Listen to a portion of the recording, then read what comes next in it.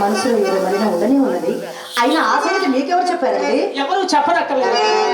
వీధి గుమ్మం వచ్చినచో మీ అమ్మ కంటపడబడి వచ్చినని పెరట గుమ్మం కడుకు వచ్చు సరి కదా తటాలను తలుపు తెరుచుకుని అతడు బయటకు వచ్చినాడు. నన్ను చూచి అతను చూచి నేను తెల్లబోయినాము. అతనికి అనుమానం రాకుండాన్నట్లుగా కొంత దూరం కోడెగమలాడుచు పోతిమిలే. ఏమండి, ఎలాగో కోడిగములాడుచు కొంత దూరం వెంట వెళ్ళి సాగనంపి మరి వచ్చారుగా, మరి ఎందులకే తెంచుతున్న సుబ్బారావు గారు అని మీరే ఆయన అడగలేకపోయారా? అడిగినాను. ఏం చెప్పాడు? ఏమిటి? నేలము కొరకు వచ్చినానని చెప్పినాడు. చెప్పినాడు కదండి, మీ సందేహం ఏమిటి? నా సందేహమా?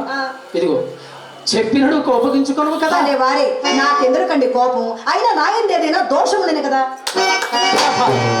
అది మాట. ఇదిగో చెప్పుచున్నాడు వినుము. మేళము కొరకు వచ్చిన వాడు వెచ్చలవిడిగా వీధి గుమ్మమున పోక ఎదరచు పెరటి దారిని పోతే ఎలా అని నా సందేహం. అప్పుడే వచ్చిన కోపము ముఖము చెట్లెత్తుతూనే ఉన్నావు. మరి అట్లయినా ఆ సంగతి కూడా ఆయన్నే నిలబెట్టి మరి మీరే అడగలేకపోయారా? అంతలో నాకు బాల్యమిత్రుడు కనిపించి పరమ ఆధారము చేత ప్రశ్నలు వేయించుకోలేదు.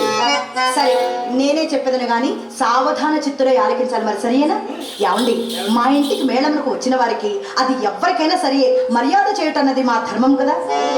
అందుకే మా అమ్మ అతని మేడ మీదకి వెంట పెట్టుకుని వచ్చి కుర్చీ వేసి కూర్చుండబెట్టి తాంపూలం ఇయ్యగా ఆ సుబ్బారావు ఏం చేశాడో తెలుసా? వచ్చిన పని కాస్త విడిచిపెట్టి నాతో అధిక ప్రసంగాలు మొదలు పెట్టాడండి.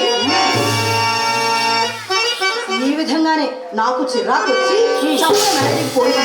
కానీ ఇంతలో నా మనసు కనిపెట్టిన మా అమ్మ మాత్రం పెరటి చూపుకు కను కారణం చేత మన తోటలోనికి తీసుకుని వెళ్ళి ఆధారనట్టే సాగనంపినది. మీరు నమ్ముడు నమ్మకపోండు, నడిచిన యథార్థం మాత్రం ఇదే సుమా. నీ మాట వేదముగా నేను అన్నుడు నమ్మలేదు. నా తోడ నీవెన్నడు నలుసంత అబద్ధమాడవని నా నమ్మకం. నీ తోడనే కాదు, ఎవ్వరి తోడను నలసంత అబద్ధమైన ఆడను. అసలు చింతామణి ఈ కులములో పుట్టవలసినది కానే కాదని పిన్నల మొదలు పెద్దల వరకు శ్లాఘించుటకు ఇది ఒక కారణం కూడాను. సందేహమేమి? ఎవరి మాటలో ఎలా?